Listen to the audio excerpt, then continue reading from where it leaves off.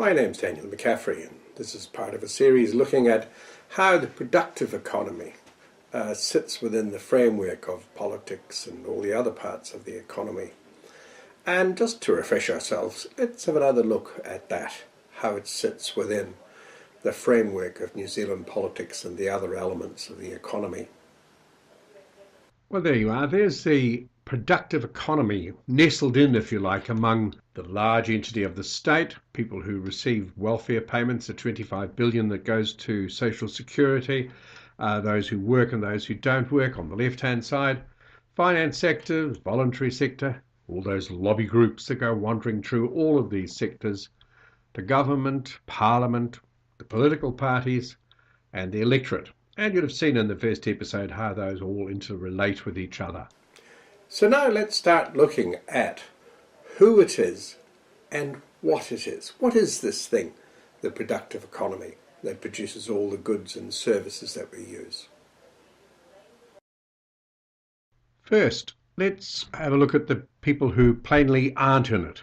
And that is those who are on welfare, unemployment, sickness, pension, various other things. There are a few of them who have jobs, but it's minimally small.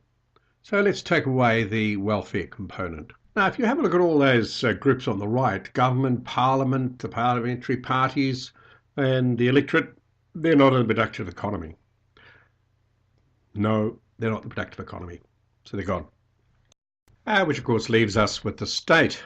Well, the state, in many ways, makes production possible. Rules, regulations, frameworks, anti-monopoly laws, and the general provision of law and order makes it possible for everyone to go about their business and be productive. But the state produces, in itself, nothing. Which finally brings us to productive economy. It's composed of a whole lot of sectors and people that you see about you every day. All the farmers, the farm owners, agricultural contractors, shearers, market gardeners, horticultural workers, people who service them, the contractors for them, foresters, forest workers, logging contractors, all the people in retail who stand in the pharmacies every day, and the shops, the clothing shops, the supermarkets. And the thing to consider about this is it's not artificially divided as we have been looking at it at some people's behest over the last 100 or so years. The people who work in it, the people who own it, the people who manage it have all got the same stake, the same impetus to make their enterprise work. And so their interests are in common. There's no artificial division between employers and workers. If their enterprise succeeds, they all succeed.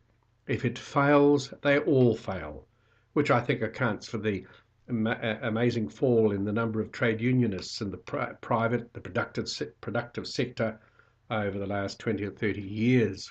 The other thing that's often said about this sector by the people who are detractors of it is that it's a cutthroat, competitive, dog-eat-dog affair. No, it's not.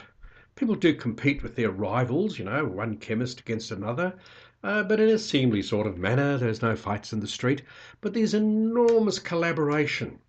There's collaboration between the truck that arrives at the bakery with the flour and the bakery supplies, between those that deliver the supplies out of the bakery, between all the people in the bakery, between their customers and the baker.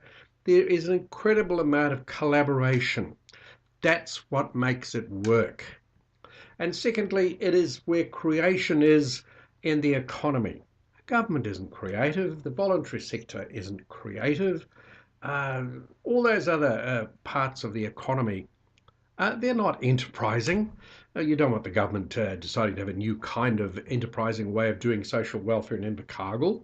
It's all got to be the same. It creates new enterprises, new markets, new opportunities, new goods that people find they want. And it's only been around for about 200 years, and it supplies the most amazing cornucopia of goods and services. And this is where, as I said, enterprise, creation, daring is in place in our society in the economic terms.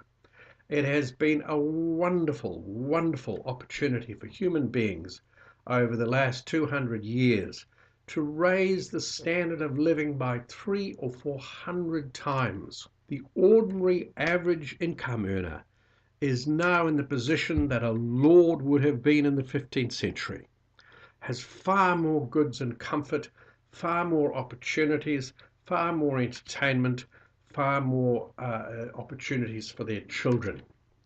It includes places like the music industry, the movie industry, in general, the entertainment industry. And it's built not by wishing or by, drafting policy about what should happen. It's built by people who work really hard. Managers who take the risk of their careers to build enterprises, to do things a little better today than they did yesterday, to serve the customers who have their ideas of what they would want or not want. It's created by people who get up at 2 in the morning to drive trucks up and down the country to deliver the produce that comes from this. It's people who create health services, hypnotherapy services, sun tanning services, an enormous and incredibly brilliant, complex way of producing the goods and services that we want. And that word complex gives you a clue as to why no economic theory has ever encompassed what happens in the productive economy. Because it's like the cosmos, it's like the human brain, it's like the climate system. It is so complex, networks of interrelated endeavors, ambitions, production, that it is almost impossible to frame how it actually goes about its business. So there it is, the incredible, productive, creative, enterprising, productive economy that produces every good and service and all the taxes for our economy, which makes possible the modern, comfortable lives that we all lead. And the next episode, we'll have a look at how it works and what it does.